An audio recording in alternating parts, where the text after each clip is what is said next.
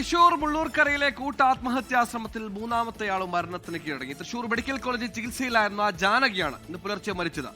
സഹോദരിമാരായ രണ്ടുപേർ നേരത്തെ മരിച്ചിരുന്നു. വാർദ്ധക്യകാലത്തെ നിരാശയെ തുടർന്നാണ് കഴിഞ്ഞ വെള്ളിയാഴ്ച 3 പേരും ജീവനൊടുക്കാൻ ശ്രമിച്ചത്.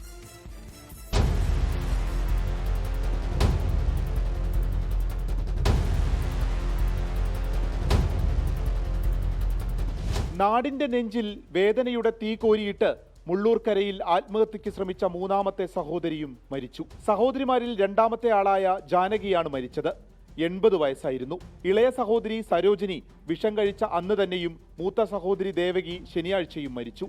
വാർദ്ധക്യകാലത്തെ ഒറ്റപ്പെടലിനും നിരാശയും തുടർന്നാണ് മൂവരും വിഷം കഴിച്ച് വെള്ളിയാഴ്ച ജീവനൊടുക്കാൻ ശ്രമിച്ചതെന്നാണ് പ്രാഥമിക നിഗമനം. 4 വർഷം മുൻപ് സ്വത്ത് മുഴുവൻ ഗുരുവായൂർ ക്ഷേത്രത്തിന് എഴുതിവച്ചിരുന്നു. അതിനുശേഷം ഗുരുവായൂർ ദേവസ്വത്തിന്റെ വൃദ്ധസംരക്ഷണ കേന്ദ്രത്തിലായിരുന്നു താമസിച്ചിരുന്നത്. അവിവാഹിതരായ 3 പേരും ഏതാനും മാസം മുൻപ് അവിടെ നിന്നും വീട്ടിലേക്ക് മടങ്ങി. 24 തൃശൂർ. ലോകത്തെവിടെയായാലും ഏത് സമയത്തും 24 വാർത്തകളും ഓഗ്മെന്റഡ് റിയാലിറ്റി പാക്കേജുകളും എക്സ്പ്ലെയിനറുകളും വിശദമായി കാണാൻ ഞങ്ങളുടെ യൂട്യൂബ് ചാനൽ നിങ്ങൾക്ക് സബ്സ്ക്രൈബ് ചെയ്യാം.